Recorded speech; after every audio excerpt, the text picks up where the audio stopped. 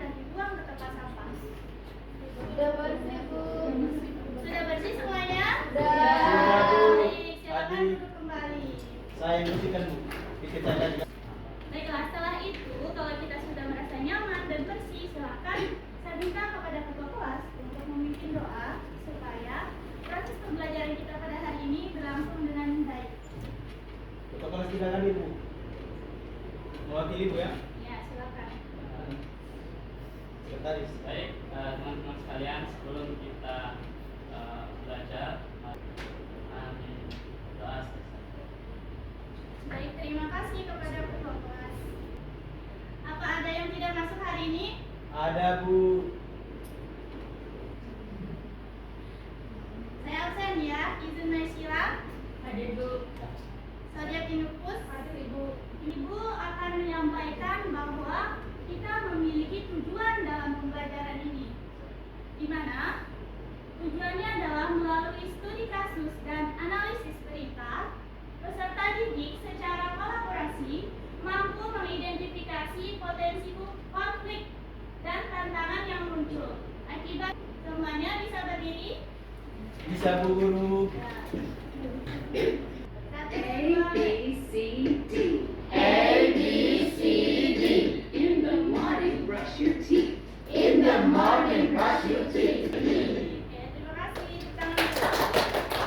Apa artinya, Dek? Ayat tersebut, gambar apa yang kalian lihat? Bangunan. Bangunan. Sesuai dengan materi pembelajaran kita pada hari ini, apa konflik bisa terjadi di tengah keberagaman? Dan apa yang bisa kamu lakukan sebagai pelajar untuk menjaga harmoni di sekolah? Ada yang bisa menjawab? Saya, Bu. Angkat tangan ya. Oke, satu-satu mulai dari Sodiatinupus, silakan. Baik, Ibu izin menjawab untuk mengapa konflik bisa terjadi. Konflik terjadi karena perbedaan yang terjadi pada Baik, terima kasih. Selanjutnya, siapa yang tadi angkat tangan? Bunda, silakan. Baik Bu, mengapa terjadinya konflik? Karena di lingkungan sekolah terjadi tawuran karena kita tidak saling menghargai adanya keberagaman antar sesama murid. Nah, apa yang harus kita lakukan sebagai pelajar? Kita harus saling menghargai walaupun kita berbeda-beda, tapi kita harus hidup rukun dan harmoni. Baik. Terima kasih ya. Ada lagi? Oke, silakan Reka Pipa. Mengapa konflik bisa terjadi di tengah keberagaman? Karena kurang adanya toleransi terhadap sesama. Dan yang harus dilakukan terutama di sekolah adalah mengikuti kegiatan itu. Baik. Terima kasih. Tepuk tangan untuk teman-temannya yang menjawab. Kita masuk ke dalam materi pembelajaran hari ini ya. Seperti yang ada di layar, bahwa identifikasi potensi konflik dalam kelompok masyarakat. Yang pertama yang harus kita pahami adalah pengertian konflik. Di sini pengertian konflik adalah kondisi pertentangan yang muncul secara hakiki dalam kehidupan manusia akibat adanya perbedaan kepentingan nilai, kehendak, dan cara pandang yang menjadi bagian tak terpisahkan dari dinamika keberadaan manusia dalam mencapai kebenaran, keadilan, dan keseimbangan hidup. Konflik itu dipandang sebagai sesuatu yang alami dan tidak bisa untuk dihindari. Konflik, apakah ada yang bisa memberikan pengertian konflik menurut pandangannya sendiri? Kalau ada di antara kalian, silakan angkat tangan. Kalau sederhananya menurut saya konflik itu adalah sebuah permasalahan yang harus diselesaikan. Saya, Bu Guru. Silakan Ahmad. Jadi, konflik itu adalah salah satu bentuk pertengkaran atas perselisihan pandangan. Satu bentuk pertengkaran dan perselisihan pandangan. Oke, terima kasih. Beri apresiasi untuk teman-teman kita yang terdiri dari yang pertama perbedaan kepentingan, yaitu ekonomi, politik, sosial. itu memiliki latar belakang dari berbagai faktor, termasuk yang pertama itu ekonomi, politik, dan juga sosial. Dan di sini terdapat dua sumber yang dihasilkan oleh konflik, yaitu ada sumber positif demikian seperti slide yang pertama, bahwa tergantung bagaimana seseorang itu mengelola konflik itu dari sudut pandangnya seperti apa. Kita lihat sosial, contohnya seperti apa? Ada yang bisa memberikan contoh? Perselisihan misalnya itu dalam kerangka yang kelompok agama ataupun Ada yang masih dibingungkan atau perlu ditanyakan? Yang memiliki pendapat atau kepentingan yang berbeda akan kebutuhannya. Yang pertama, bentuk konflik pribadi atau antar individu. Ada yang pernah mengalami di sini? ya pernah Pernah ya? Apa yang kalian rasakan? sekarang kesel Kesal adalah konflik yang terjadi antara satu kelompok dengan kelompok lainnya. Contohnya ketidakadilan yang terjadi di dalam negeri atau luar negeri. Di dalam negeri itu sangat akan lanjut ke metode efektif penyelesaian konflik. Di sini terdapat 4 metode. Yang pertama ada mediasi, di mana mediasi itu adalah penyelesaian konflik di antara dua belah pihak oleh seseorang yang ketiga atau disebut orang yang netral. Ini adalah negosiasi. Kalau negosiasi ini adalah penyelesaian konflik yang dilakukan oleh dua orang secara langsung, di mana mereka akan mempertimbangkan poin-poin yang merupakan cara penyelesaian konflik yang umumnya terjadi di masyarakat biasanya, terutama yang paling sering ada di sekitar kita. Misalnya penyelesaian kasus konflik antar tetangga diselesaikan oleh RT RW yang mengumpulkan masyarakat, bagaimana solusi, atau pembangunan masjid misalnya, dan lain sebagainya. Jadi ini mengutamakan musyawarah mufakat. Ada yang bisa menjelaskan apa itu musyawarah mufakat? Angkat tangan. Bu, Iya.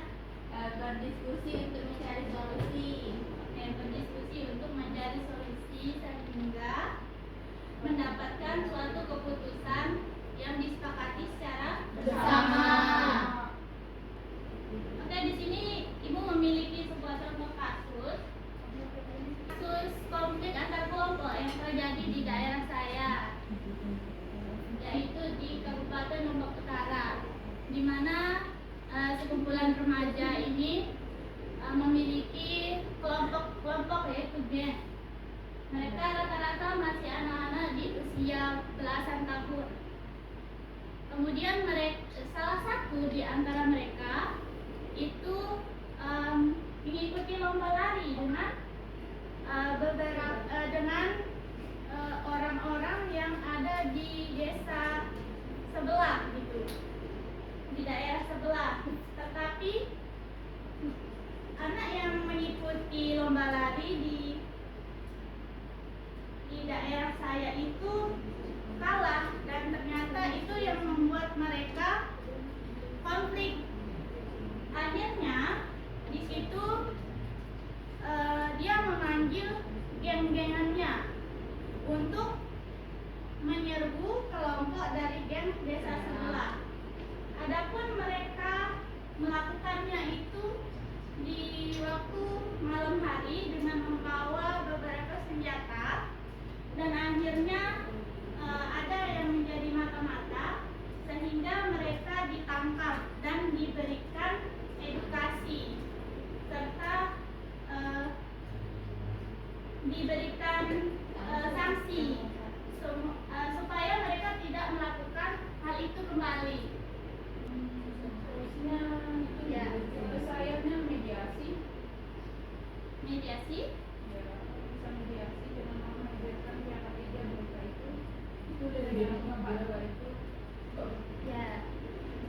Baik, jadi yang dikatakan oleh teman kita Saudiati Bungkus bahwa penyelesaiannya bisa dilakukan dengan mediasi, dan berbalik dengan gambar yang ada di samping kasus, yaitu harmoni. Gambar tersebut adalah peristiwa di mana orang-orang non-Islam itu membawa hasil panennya untuk dibagikan ke jalan raya kepada orang-orang Muslim yang sedang berpuasa dan itu terjadi di bulan puasa. Masih di daerah Kabupaten Lumajang. Di sini Ibu akan memberikan kalian tugas. Tiap kelompok itu mencari satu konflik keberagaman di wilayah NTB. Ibu akan bagi kelompok ya ke dalam 6 kelompok saja. Ke dalam 6 kelompok saja ya. Kelompok 1 dan juga kelompok 2 itu Anas dengan Ahmad. Kelompok Anas dari Mahir, Ahmad yang lain. Oke. Kelompok 2 Regita sama Nurul. Kelompok 3 Baik Hatifah. Kelompok 4 Sherly. Kelompok 5 Nufus dengan Kak Izun. Kelompok 6 Yuni dengan Ida. Oke, selanjutnya tugas kalian adalah mengidentifikasi permasalahan secara mendalam terkait satu contoh kasus yang kalian ambil di wilayah NTB. Oke, selanjutnya tentukan jenis konflik menurut Sujono Sukanto sesuai dengan materi kita pada hari ini. Selanjutnya uraikan latar belakang permasalahannya, uraikan dampak permasalahannya, kemudian tentukan metode penyelesaian konfliknya. Ya, sesuai 4 metode tadi. Yang pertama ada mediasi, kemudian negosiasi, arbitrase, dan juga musyawarah atau dialog. Jadi ini kalian harus membuat sebuah output di dalam tugas ini, yaitu ada 3 output tugas. Yang pertama ada problem solution tree, di mana kalian akan membuatnya dalam berbentuk digital. Ibu akan meminta kalian mengumpulkannya berupa link Canva, ya, dan juga sebagai bentuk visualnya silakan kalian kumpulkan berupa sketsa dalam bentuk gambar. Ada isai mendalam ini kalian akan membuatnya melalui mendengar video atau audio tentang kasus atau konflik yang sudah kalian pilih di wilayah NTB. Terakhir, presentasi ide kreatif.